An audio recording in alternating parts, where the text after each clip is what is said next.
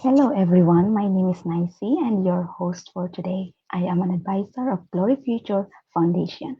Okay, before we start to discuss our discussion, I am going to say a small short about the Glory Future Foundation.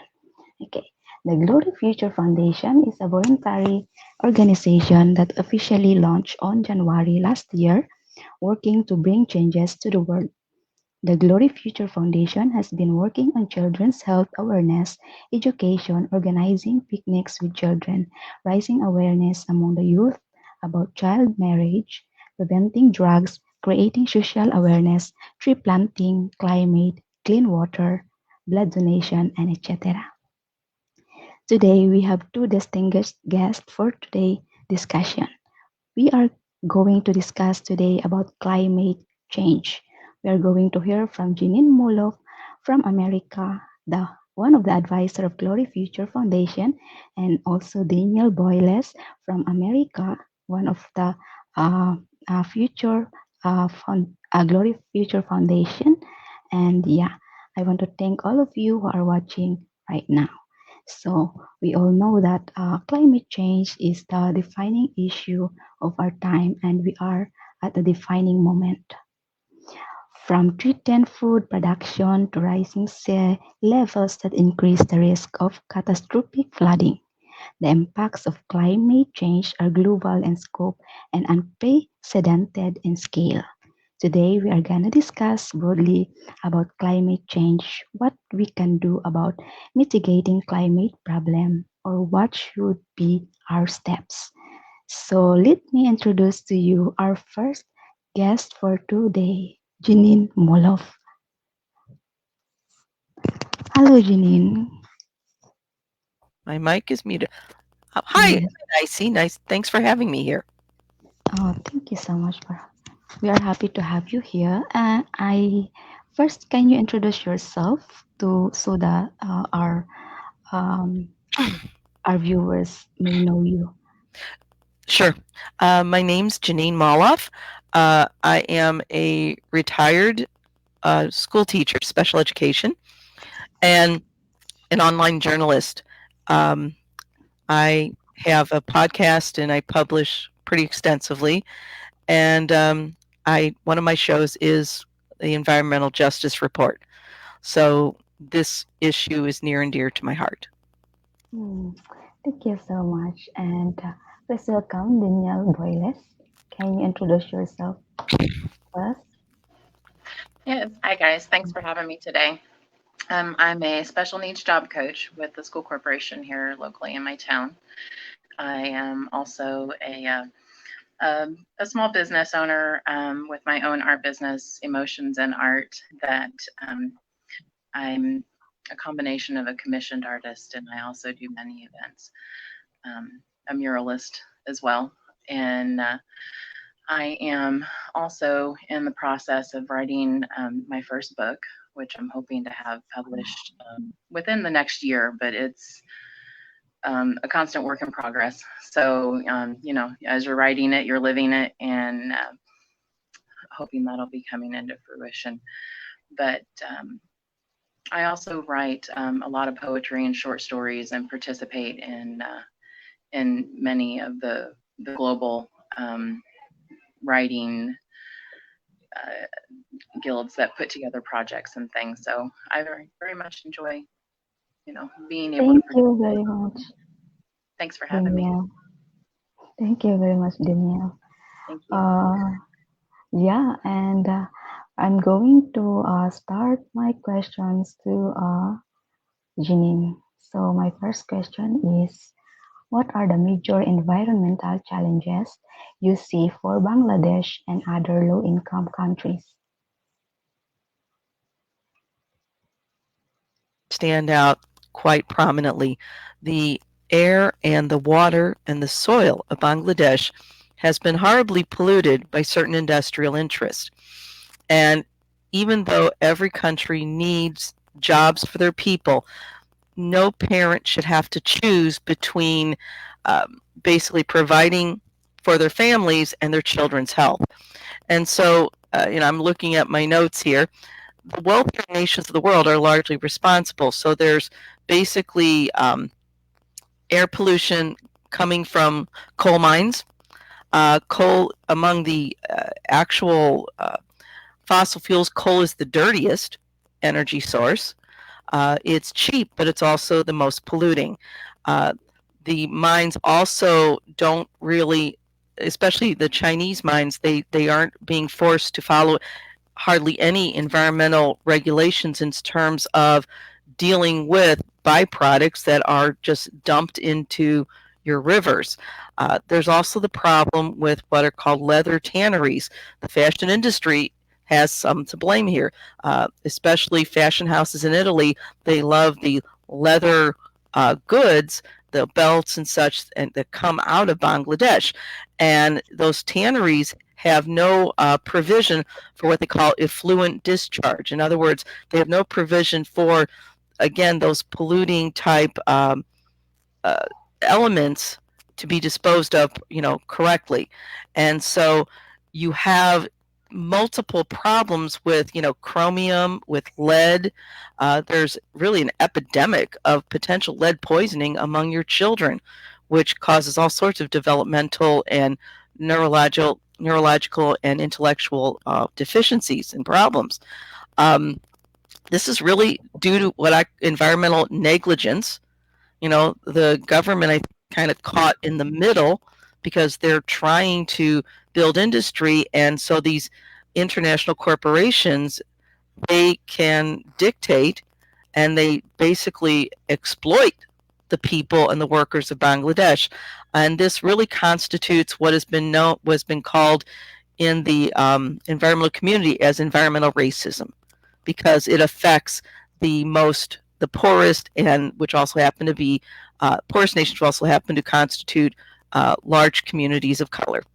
And so this is environmental racism. It is a crime against humanity on multiple levels. The toxics, there's arsenic that's been released, chromium, lead, and so on and so forth. And let's see now, in my notes here, there's, I'm sorry, hon, let me go back here. So what I have here, you have horrible air pollution. According to, and this is the American Society for Public Administration, that their headline is that air pollution kills approximately 195,000 people in Bangladesh every year. All right, and this is an article that was written by Shakil Ahmed Ibn Mahmoud, and I'm probably really mangling the pronunciation, but and a large number of the people that are being affected are children, street children, rickshaw pullers in Dhaka City. In 1999, environmental scientists estimated that the high lead content in the environment from gasoline, paint, ceramics, batteries, etc., that aren't being dealt with, and dealt with effectively, are factors in the increased air pollution. Another study revealed that blood lead levels in the children were extremely high, indicating lead poisoning. There's two main sources of air pollution in Bangladesh. One is emissions from vehicles, and the other one's industrial emissions, and that's mainly in the cities. There's also a problem with brick-making kilns because they use coal as one of their primary sources of energy. Again, coal is the dirtiest fossil fuel out there. And at times, the air pollution is so bad in the cities that the air is blackened, and there's reduced visibility. And so this is, what's happening here. One of the things estimated is that from this article, quote, the level of lead poisoning is a major factor responsible for decreasing the mental abilities of the children, as a result of which the country will have acute shortages of intellectuals in the long run. Children that are perfectly bright, are being damaged criminally through no fault of their own or their families. And again, all these problems here constitute a definite crime against humanity. So I kind of tried to sum it up for you. Oh, thank you so much, Jeanine, for that very great initiative. And yeah, and for you, how we can minimize this thing, this environmental racism? Well, first of all, you have to. I'm sorry, you have to demand that these industries, especially the industries, follow what is considered state of the art pollution mitigation strategies, which they're presently not doing. So, for instance, the tanneries, um, the leather tanneries, for instance, have no effluent treatment plants. Effluent being, the waste product. And according to another article, the tannery waste then basically flows into the gutters that flow into the main river in Dhaka. And the Mm. tanneries emit that this effluent, this toxic soup, contains, among other things, chromium, lead, other chemicals such as arsenic, as well as animal hair and flesh. Human Rights Watch reported on the tanneries, and again, one of the things they can do is the tanneries should not be located in downtown Dhaka. All right. They also should be forced to have proper effluent mitigation strategies, which they presently do not have.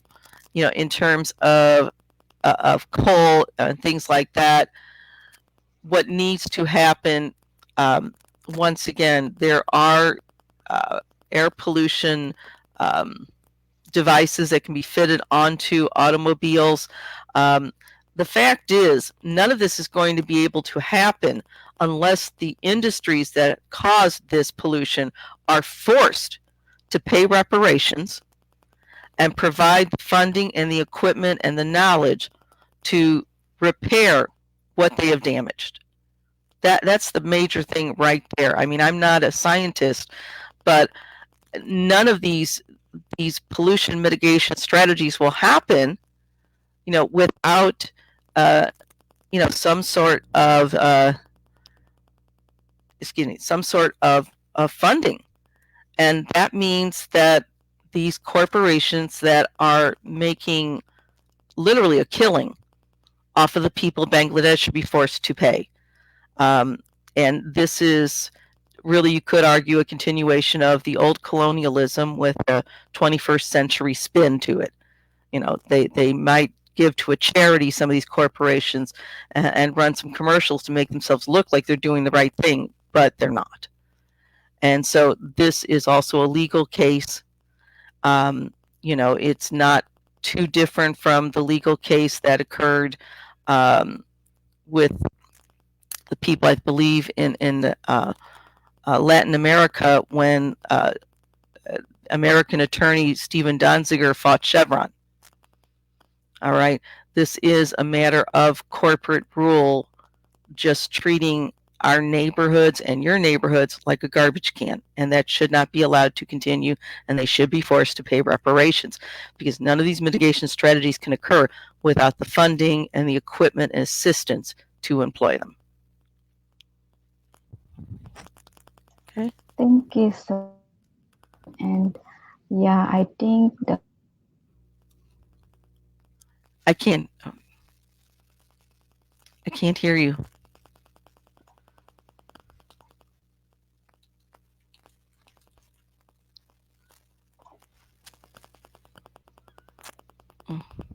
Thank you, Jeanine, for that. And I think, yeah, this is the very, really bad, I think, for our young children to encounter these things. And yeah, anything you can advise to our youth to help the environment, like, you have to minimize this pollution, or what, anything that causes this environmental racism. Any advice to our young children or youth?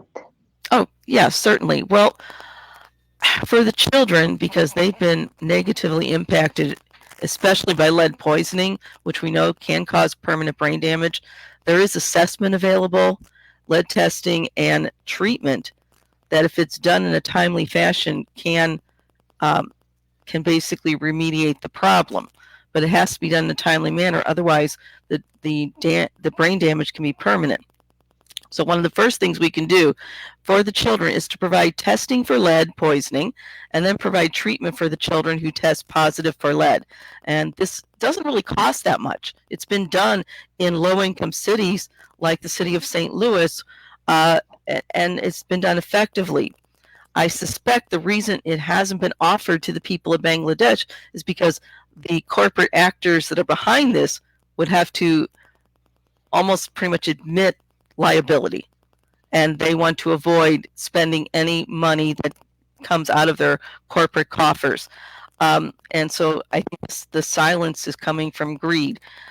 Once the children are tested, then the responsible parties would not only have to provide treatment, but if they're further damaged, they would have to provide for additional medical treatment and any other needs the child have, and it's going to hurt their profits. There needs to be solid government regulation and enforcement regarding pollution and polluting industries. Bangladesh, I suspect, like a lot of nations, is also owed reparations by these industries. No family, like I said before, should have to choose between providing financially for their children and risking their children's health and futures. They shouldn't have to make that heartbreaking choice. I realize the government of Bangladesh is trying to combat this pollution with written appeals, and they're doing what they can, but more needs to be done. The environmental community worldwide has urged that the crime of ecocide needs to be acknowledged by the International Criminal Court. And ecocide is literally the murder of the planet. And this coincides again with corporate crimes. Far too many large international corporations worldwide, they're just gleefully using low-income nations like Bangladesh as their garbage can. And the poorest nations, which are often communities of color, pay the highest price in not only human devastation, but devastation of their children, their futures.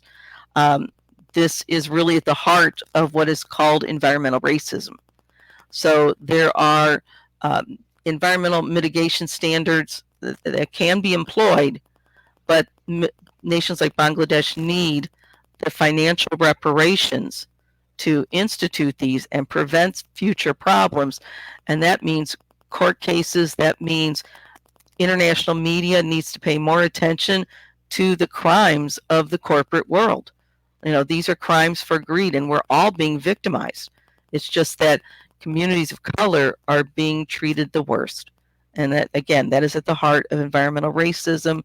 And this is something where everybody has to come to the aid of nations like Bangladesh, because this is just wrong. Your soil's polluted everything. Yes, I think the responsible on this is the government of the Bangladesh. Yeah, thank you so much, Jeanine, for that. Thank you. And we are going to proceed to our next question, and I'm going to ask Danelle for this. Okay, how does climate change affect people's health? Danielle?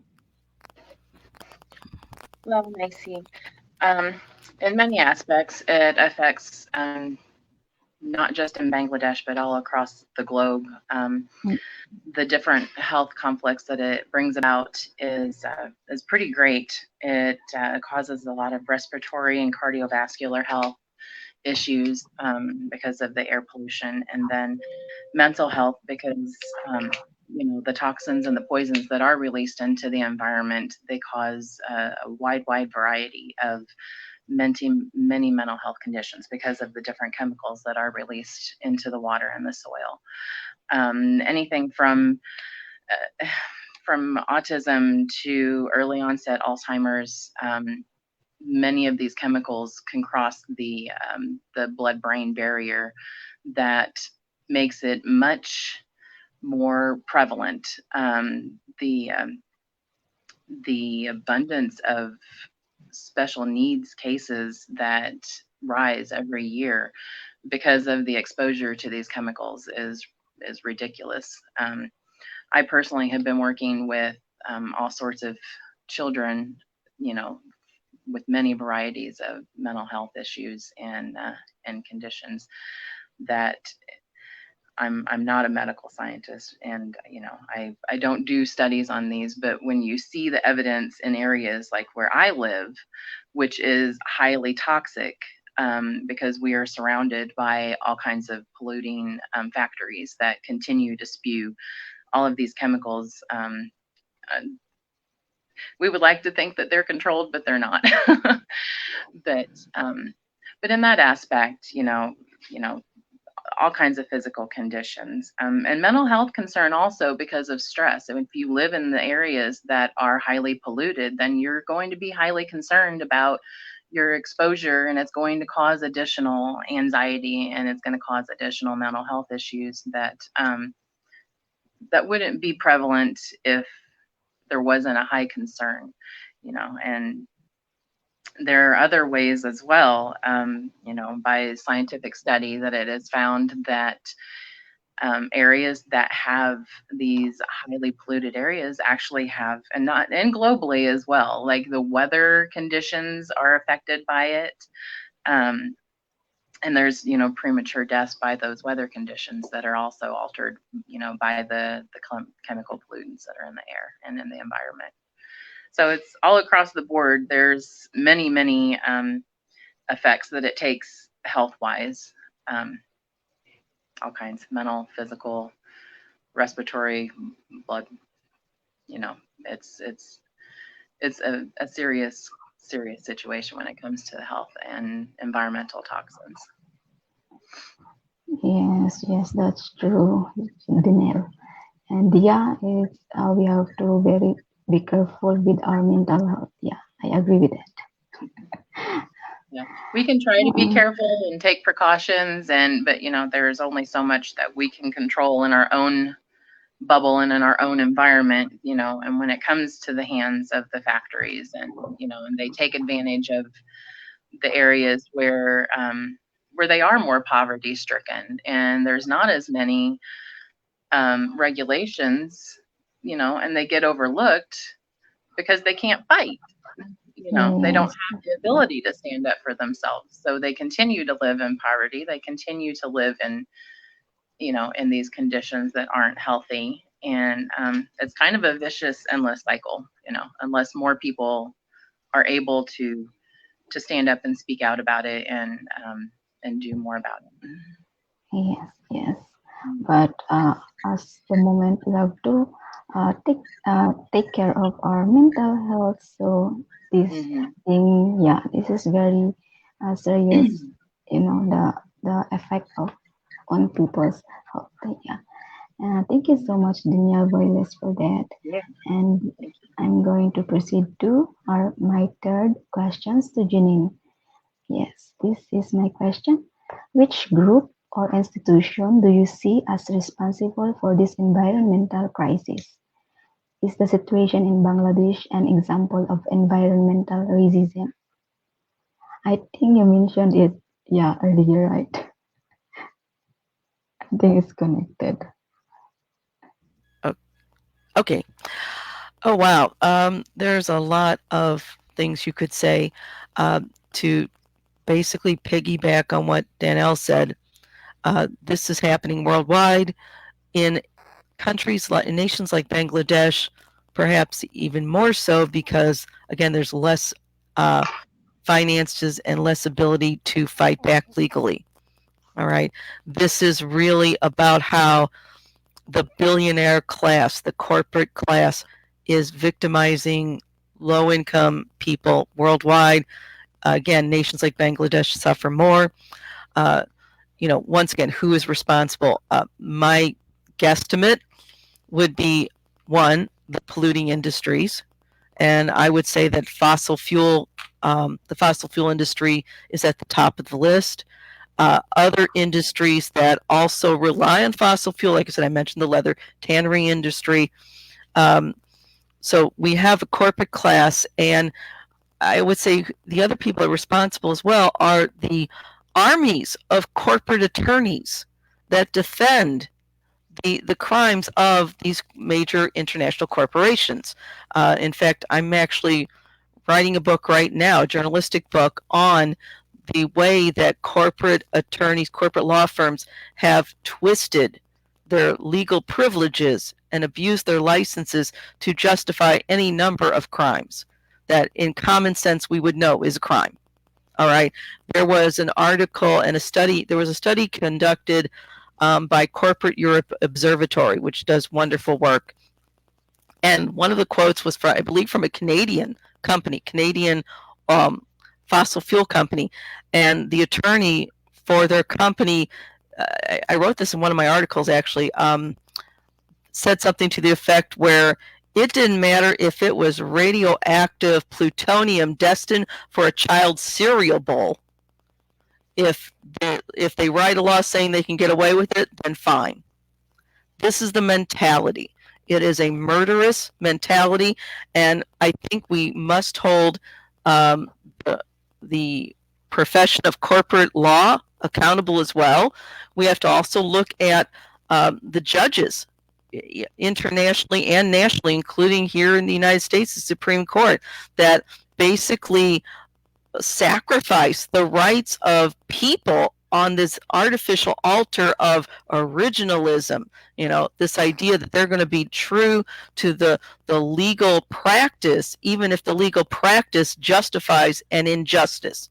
And it's not the first time in our history that has happened. You know, you don't have to look any further than the Dred Scott decision that was looking back at what the original law said to justify continuation of slavery. So we have international corporations, we have the billionaire class, we have the field of corporate law that needs to be seriously reformed. We have judges that need to be reformed. We have also international trade policy groups. You know, when we have these bilateral, multilateral investment treaties, there is a thing called ISDS, and what it is, it's arbitration. It's been referred to as red carpet courts, where basically any corporation can sue any government and literally set aside their laws on the idea that they might lose some profit in the future. And because these courts, which really aren't courts, these arbitration panels are run by private arbitrators that are paid by the very industry that has caused the problem in the first place. You know, nations almost always lose, corporations always win. This is a license to commit crimes and get away with it. So we have these treaty deals that also need to be looked at. The fact is there's endemic corruption across the board. And we have a corporate-owned media that does very little in terms of reporting honestly on this situation. You know, you will see, for instance, commercials by, of all people, Koch Industries. Koch Industries is in the fossil fuel business, and they are trying to paint themselves as green, and it's absurd. Okay, they're the antithesis of being green or good environmental stewards. They're part of the problem. You will see, you will see that there's very little reporting on, for instance, the issues in Bangladesh, the environmental racism. Here in the United States, there's an area of Louisiana referred to as Cancer Alley, and it has been damaged by a plastics manufacturer, I believe, out of Hong Kong. And you know, finally, the Supreme Court is recognizing this case. I don't know if, and again, the cancers have been directly traced to the illegal dumping of toxins into the water. All right, just flagrantly. We have lawlessness. We have lawlessness that has been enabled by armies of corporate attorneys, and has been further enabled by a corporate-owned press that will not show the integrity to tell the truth. You know, we want fast news instead of thorough news. And so this is an instance where a protest is being cracked down on. Again, we're going to all have to band together because we outnumber them. But as long as we remain intimidated and thinking that it's hopeless, then nothing will change. And so there's quite a few responsible parties, but at the end of the day, they all come back to greed that has been enabled by rampant criminality that's been technically legalized using the letter of the law, the concrete words, as opposed to the intent. And the fact is, law is supposed to be a statement of principle. Not a law shouldn't read like a grocery list that if you leave something out, oh, that law doesn't count. And that's how they're getting away with this stuff. It's like a young child. You explain to a child we shouldn't steal, and then you explain to this 4-year-old that, well, if something is on the store shelves, that doesn't belong to you. If you take it off the shelf and you don't pay for it, you've stolen. That's bad. But then if the child rationalizes, well, something fell on the floor, it's not on the shelf, so therefore it's not stealing. Well, we know it's stealing. But corporate attorneys use that same mentality to get away with these crimes. These, again, crimes against humanity. And because of the latest IPCC report about the environmental condition, we only have a few years left. We must change our ways, and the poorest nations in the world, like Bangladesh, should not have to pay a heavier price. They should be getting the lion's share of assistance, and the wealthier nations and the wealthier corporations, yes, they should be forced to pay for their crimes. So I don't know if that answers the question or not, but I tried. Thank you so much, Jeanine, for that. Yeah, I think, yes, the very responsible on this is the government. I think we need someone to speak up on this. Yeah, we do, and again, you can. We do try. I'm proud of the fact that years ago, when the Keystone tar sands pipeline was trying to go through it first, there was a story in Huffington Post that ran. It was one of the first that came out against it, and they called the Keystone a BP in the Midwest. That was a story I wrote, and some of us are trying, but because of online algorithms, a lot of smaller publications and broadcasts aren't as heard. And so it's harder to get the message out, but there are people trying. Yes. I think nowadays there's a lot of way to reach out on this problem, but sometimes we have a lot of restriction also, especially online. And we have to just keep fighting. We just do. Yeah. Yes. Okay, thank you so much, Jeanine. I'm going to proceed to Danelle. Okay, so my question is, who is most at risk from the impacts of climate change? I'm sorry, dear. Can you repeat that? Your mic was cutting out. Okay, who is most at risk from the impacts of climate change? Oh, the most oppressed. Yes. Well, I think Jeanine, she hit many topics of that already. But that's always, that's probably one of the largest topics of it, is that the climate change, it affects everyone, but the most oppressed by it are the ones that are the least able to speak up for themselves. And that is, children, especially children that live in poverty-stricken areas, the elderly, immunocompromised, and people that don't have the either the strength, the ability, or the mental capacity to be able to put up the fight that is necessary to speak out against it, and as to what the repercussions are to it.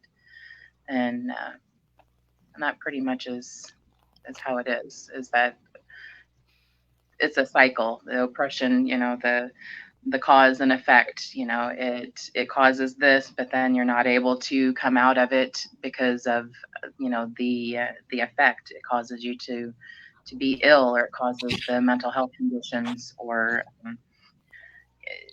it causes the illness.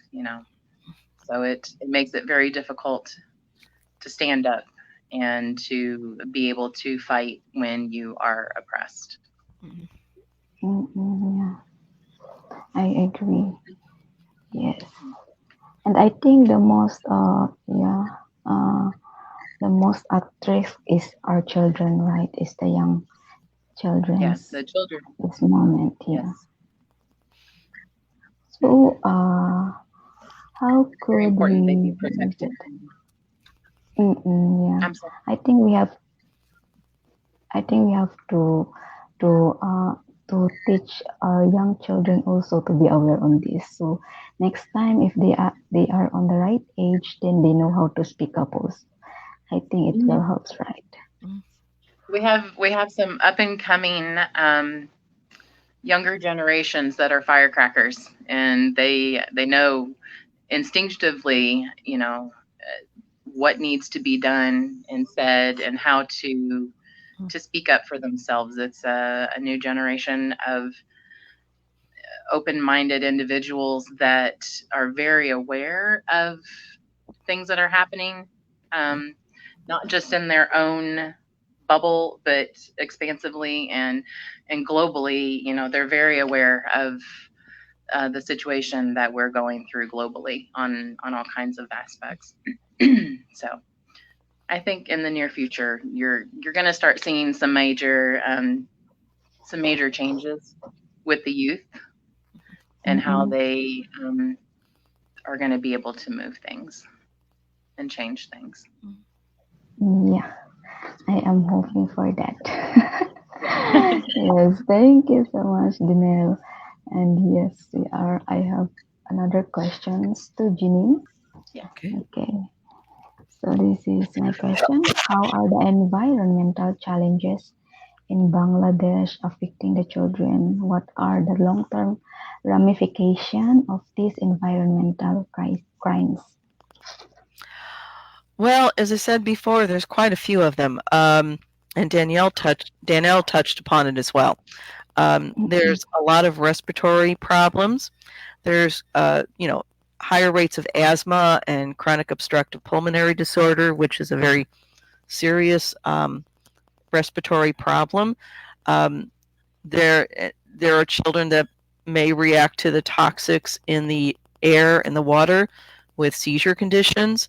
There are going to be higher rates of cancer, including childhood cancers, which should never occur. Of all of those, I would say, and I hate to sound like I'm being repetitious, but I would say the broadest danger in the immediate future is lead poisoning. And that's something that can be treated. But again, you have to have testing and treatment available, and it needs to be free, because lead poisoning, especially to a child, can cause permanent, irreversible brain damage. It can take a child that's perfectly normal, perhaps even, gifted or brilliant, and damage them to the point that they are mentally deficient, and a whole future is gone. And you have enormous amounts of lead in your air, in your water, and in your soil. A lot of people used to think, because lead poisoning used to be very prevalent in certain areas of the United States as well. Okay, children would pick up pieces of lead-based paint, and it tastes sweet, so they put it in their mouth. But it isn't just that; it gets into the soil. And so little kids, they play outside and they're playing in the dirt and they put their hand in their mouth. That's really all it takes. So for instance, Saeed's program of correct hand washing and frequent hand washing through the Glory Futures Foundation is a very good way to help prevent some of this. But, once again, that's probably the most prevalent, and it is treatable. But first, these companies that are behind this have to, pay up, because it is damaging entire generations of children, and it is absolutely evil. And then you also have the effects of pollution that can damage a child's growth cycle, both physically and intellectually. And then there's also the financial impact. Once again, if you're chronically ill, it becomes harder to achieve in school. It becomes harder to lift yourself up, so to speak, in the workplace. Um, there's a problem with severe malnutrition and starvation in Bangladesh, especially in the cities, and that's because the soil has been depleted. I found out about that recently. And Bangladesh used to have some of the most fertile soil in the world. And then the farmers were told, and people were told, you have to use these pesticides, which depleted the soil actually. Organic farming does work. And so now, the fact is it's absolutely evil. No child should ever have to die from starvation and malnutrition. There's no other way to put it. It's evil. And so, for instance, one thing that can be done through the Glory Futures Foundation is we've begun the beginning of a container gardening system, so that we're hoping to actually expand it so that it can provide a vegetarian diet for these children. And it's not like charity, it's self-sufficiency. It's that knowledge, that empowerment. And so, once again, I would say there's a lot of problems with the pollution. If you were looking for the one condition that could probably be solved more quickly, involving the greatest number of children, it would be the lead poisoning issue. We had that problem in St. Louis City, which is a low-income area. I spent my career teaching in St. Louis City public schools, and I was a speech and language specialist, and when I saw children that were 5, 6 years old, and they had been lead poisoned, you could see the evidence on their fingernails even. Lead leaves a certain trace appearance on a child's fingernails, as well as anemia. And after screening them, these were babies that like 5, 6 years old, and they had the communication skills. The whole class in this one zip code, this one area, had the communication skills of maybe of a child between the ages of, say, 18 months to 2 years.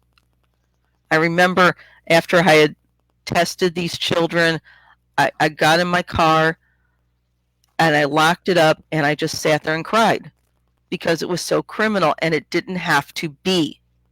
The reason these things occur is because of corporate greed, because they would rather have more profit. They don't want to spend a single penny on the legitimate cost of business by providing pollution mitigation policies and equipment. There's no other reason for it. It's just sheer greed. They do not care about people at all. And when you have not only a corporate class, but a billionaire class that is so arrogant that they think they're above the rest of us, it becomes much easier to dehumanize an entire group of people and then commit all sorts of atrocities.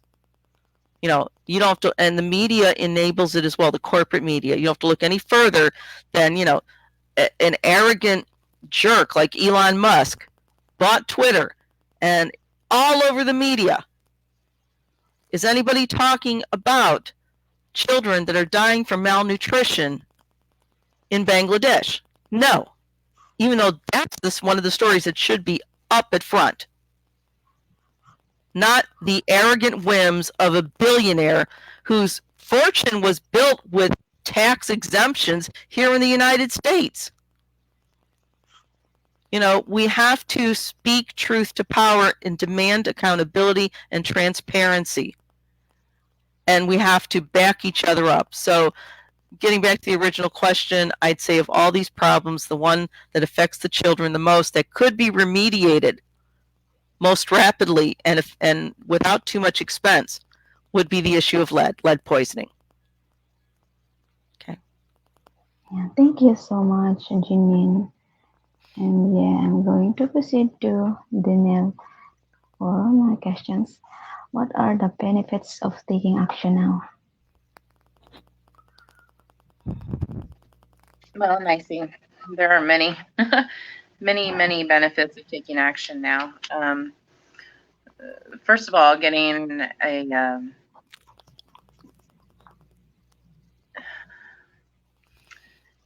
to a point that this is brought down to a much more manageable level.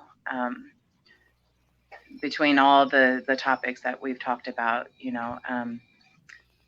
but mostly just that putting a stop or at least lowering the level of the illnesses that are related to it, lowering the mental illness that's related to it. There's the global cost overall that is related to it because of children and babies and adults that are on such as financial assistance and things because of health issues that's caused by it is it's all coming back to money that can be diverted somewhere else potentially, which that whole wormhole is a completely different entity, a completely different topic. But overall, being able to minimize the medical effects, which will take a long term view. What is done now is going to take probably anywhere up to 50 years to actually see the benefits of actions that are being taken now, on such a mass scale. But also in the long term and short term is that once companies are being held responsible to make these changes, it's going to start even potentially providing more jobs because greener facilities do require a little bit more hands-on as far as taking care of that. So more green jobs, um, cleaner environment all across the board, not just the air, the soil, the water. Um, we actually have seen through COVID the effects of what happens when we stop driving, and our cars are in park for a long period of time when we weren't allowed to go places because of quarantines and such. And the air emissions cleared, the pollution cleared, and people in these large cities were able to see because the pollution wasn't there like it normally was. And it's the same thing with the factories that if a stop is put to it and they're made to hold to certain standards, there's going to be an immediate effect, that's going to be visible, but it's going to take a long-term effect to see long-term results. But you'll start to see more things like energy efficient homes, energy efficient cars, make it normal to make it affordable for families to be able to have more energy efficiency, and pollution efficiency. When the companies start putting this into effect, then it's going to ripple out into all of the rest of our daily lives. But unless there are much larger entities that are able to step in and do that, it's going to take a much larger scale of actual people, human, typical society interest to get it to that point. But overall, there would be so many benefits of taking action right now that immediate and long term. Your health immediately starts to improve as soon as you stop smoking a cigarette, as soon as you stop drinking, as soon as you quit putting toxins in your body that are center pointed just as you as an individual. So you're going to see an immediate effect within your body systems if the pollution is minimized in the environment around you. The less exposure, the less issues. Yes. Yes, correct. Yeah. And I think we have to minimize using, like, the also the cars, this gasoline is one of the reason why we are having this pollution also. And I think also we can use I think also the solar system, the solar equipment, we can use it. Yeah. So we can minimize those what is it called, It the should be they are normalized. damaging the, yes. It should be And normalized and be affordable. yeah, because now it's expensive actually.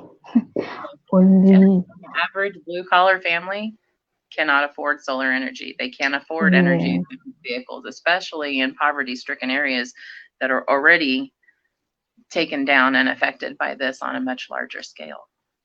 Mm-mm. And I think we have to practice buying those organic products. I think it helps us. Yeah. So thank you so much, Jeanine, and Danelle, sorry. But Okay, I'm going to proceed to Jeanine for another question. And I think this question I can ask to both of you, since this is the last question. Okay, so this is the question. What action is needed to reverse this crisis? How do we pay for the environmental remediation?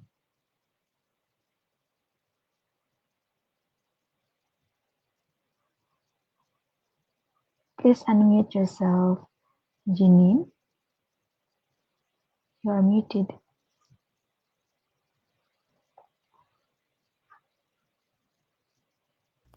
There we go. All right. I unmuted. All righty. Wow. That's a big question. I wish I had the answers. I would say, I agree with what Danelle said. I would love to have, for instance, a solar energy collection system that could heat and cool my home, for instance. I'm considered, I guess, technically middle class. I had to replace my heating furnace this winter. I looked into solar. It was triple the cost. There was no way that I could afford it. I do have an idea. I'm sure a lot of Republicans here in the United States will hate it. And that is, if you really are serious about, especially Western nations, lowering their carbon footprint and really encouraging people to buy renewables such as heating and cooling systems for their homes and a car and all that. How about this? How about we actually tax the corporations, allow no more tax shelters, and then put the money into a reparations fund where anyone who basically is, I'd say, middle class to low income, okay? And by middle class here in the United States, I'd say if you make less than $100,000 a year, something like that for a family of four, you're in that category. And then take that money and just like they wrote checks for COVID, write a check that covers the cost of a renewable heating and cooling system, and also do the same to replace your car. And then take some of the other monies to retool our industries to renewables, including electric cars, to fund those jobs. That would be a perfect way to do reparations. In lower income nations, it's going to be, again, wealthier nations, wealthier corporations paying even more to lower income nations like Bangladesh. But it's going to take that transfer of wealth. There's no other way to do it. Here in the United States, the minimum wage is still $7.25. And the average rent for even a small apartment is between like $1,000 and $1,500, and that's not even a high rent area. There's no way people can afford it. And so when I can see why, especially more conservative blue collar families get irritated with some progressives that are more affluent or wealthy, because they just don't get it. You can preach at people, well, you have to go vegan. If you live in a food desert, there's no way you can.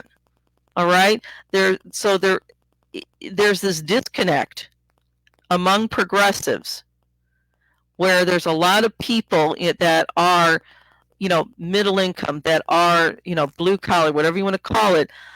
Chastising them isn't going to do any good. Giving some real life assistance will, and that means tangible. That means the rich and the corporations are going to pay their fair share in taxes. In the United States, there was this period of time from the Depression in the 1930s to I think the mid 1970s. That was called the Great Expansion, and this is when the American middle class really came into being. And one of the main features of it was that corporations and the rich, the very rich, paid up, I think, practically 90% taxes, of their income. 90% was taxable. And you think, well, that seems excessive, but it really isn't. They were still rich. I mean, think of the average billionaire. If Elon Musk had to pay 90% of his income into taxes, he'd still be incredibly rich. Because 90% of your income in taxes for a billionaire is much like, basically it's nothing compared to asking somebody who's low income to pay 15%. It's not a percentage. You have to look at it mathematically in terms of a proportion and a fair proportion. So it's the difference between equality and equity. And the best example is you have these three kids, one's short, one's medium height, and one's really tall, and they're trying to look over this fence. And you give them all the same 2-foot box to stand on. Well, for the tall kid, it's just extra for him. It's icing on the cake, if you will. For the medium-sized kid, he can see a little more. For the really short kid, he still can't see over the fence. Equity would be that short kid, if he needed 4 feet to see over the fence, he'd get the 4 feet. The tall kid would get next to nothing because he doesn't need it. That's the difference. And we have to call these people out and not let them get away with their lies. That's how they built this mystique. The conservatives, they built this mystique on this idea that they were the good guys and progressives were the bad guys, and we can't let them get away with it. So again, yeah, it has to be fiscal economic redistribution so that people can afford these things. It's just a practical thing. Leveling the playing field. Yes. And then in conjunction with, after that, a living wage for everybody. In the United States, to give you an example, if the minimum wage had been increased only for inflation, nothing else, the minimum wage would be between $24 and $26 an hour. And so when progressives fight for $15 an hour, it's still inadequate. But that's how greedy these people are. Yeah. And I pretty much just second everything that Jeanine said. It comes down to making it completely accessible and the availability. Yeah. And I agree with what Danelle said about when we were all staying at home and not running our cars, the air quality around the world improved. The fact is that automobiles are one of the biggest contributors to carbon emissions. They just are. We eventually, in order to save this old planet, I really believe worldwide, we're going to have to give up the idea of the individual car and build great mass transit. And there'll be some people that are maybe infirm that need access to a car, but we're going to have to change our ways so that everybody can live. And we have to stop being so selfish in the Western nations. Yeah. Greed is a big problem in the Western nations. Yeah. Very much.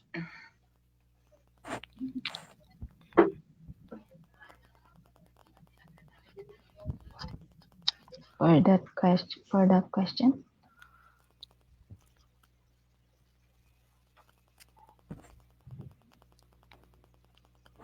Hello. I'm sorry, I didn't hear you. I said anything you can add for that question? I think we need a change in our perspective worldwide, but especially here in the West, especially among white Christian cultures, because we have this idea that somehow we have earned this unearned privilege. Okay, we tend to think in terms of hierarchies, and there's almost like a halo effect that our celebrities and the very rich are assigned, even though they don't deserve it. You know, and we need to set the example. So, for instance, the fact is, celebrities and the very rich are not heroes. A firefighter that goes in to rescue people is a hero. A teacher that chooses to teach in the most dangerous and poorest neighborhoods is a hero. People like Saeed, with his foundation trying to help people, that's being a hero. Elon Musk is not a hero. The Kardashians are not heroes. Let's get a little perspective here, and be honest about what's really happening. And then I guess in my tradition, it's said that which is hateful when done to you, do to no other. That is the whole sum of Torah. All the rest is commentary. Go and live it. That's what we need to do. Some people call it the golden rule, whatever. Every religion has some sentiment that is very similar. But we can't just speak it. Our actions have to show it. And when we make mistakes, when we falter and maybe let our own selfish needs get in advance, we need to be adult enough to say, my mistake, I will fix it. And we have a moral obligation to fix the world. Yes, that's correct.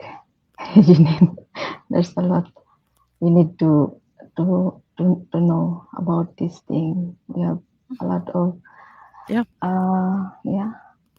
Anything you can say, Danelle?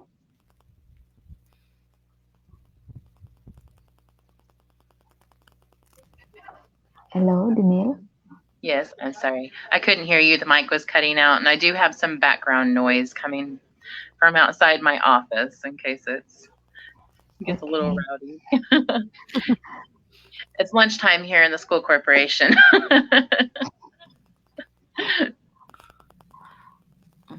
Anything you can say about it?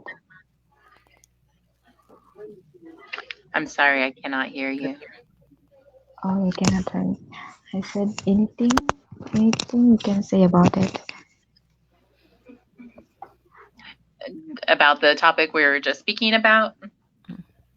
Yeah, about that question. My question is that what action is needed to reverse this crisis, and how do we pay for the environmental remediation? Pretty much how Jeanine was explaining it is that when it comes to diverting it, just immediate action, not just among the corporations, but on a personal level, individually. I think so many people see it as they have a hopelessness because they think that as an individual they don't have the ability to step up and actually do something about it.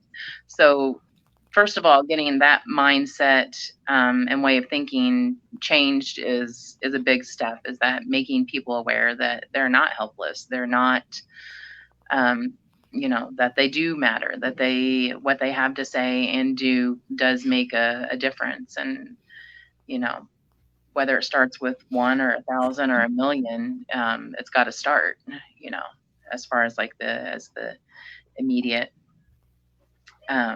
intervention of it. But as far as funding, financial, I believe, on not just a personal level, but seeing and working in corporations and being very aware of how they operate. They need to be held responsible, they need to be held liable, and they need to be they need to be held with financial restitution to put it in action. And that's for the immediate first step, that's where it needs to start. It needs to start within these corporations, and it's going to take some large action to make that happen. Yes, thank you, Danelle. And I think this has been great discussion about climate change. And yeah, thank you to both of you. And it has been great discussion. And yes, we have come to know a lot about climate change. And we will have a lot more discussion later on. Until now, and then, yeah. Uh, Anything you want to promote before we end this live? Not really. Just if anyone who's watching this would like to enjoy some good spiritual art, look me up on Facebook or Instagram under Emotions and Art, and be looking for a book to be coming out soon. Maybe later Yeah. than sooner, because it's got a lot of content going into it. Thank you very much for having me today. But I really appreciate it. Oh, my turn. Sorry. Okay. That's okay. Yeah, you can check out my work on Blog Talk Radio. Can you hear me? Okay. Yeah, you can go to Progressive News Network on Blog Talk Radio. We have a Sunday show, and then every couple of weeks I do the Environmental Justice Report with Jeanine Molloff, again on Blog Talk Radio. All our shows are archived, so you can just download them and listen to them whenever. I'm also a featured columnist online on a publication called BuzzFlash, as well as Nation of Change and sometimes Op-Ed News. I have a book that's been out there called The Silent Culling. It's a fictional novel, and I'm working on a journalistic book right now. So, where we can find your book? You can just it's on Amazon. You can just type in The Silent Culling by Jeanine Molloff, and it's a historic fiction. It's based on a true story. But it's about these three brothers who survived the death camps of the Holocaust.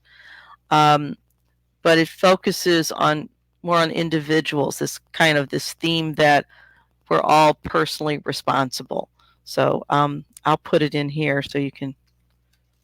Yes, please put in the comment section. So yeah, that's what I'm going to do. Yes.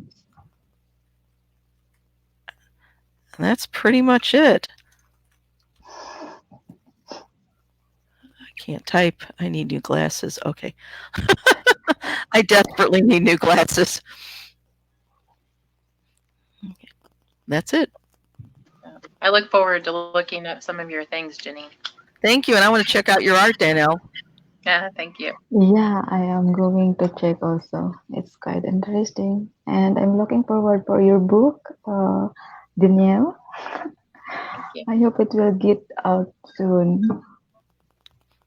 Okay. I appreciate that. Yes, and yeah, this is the end of our discussion. Thank you so much. And yes, have a good night, everyone from Singapore. Thank you for having us. Very nice to meet both of you. You too. Very nice.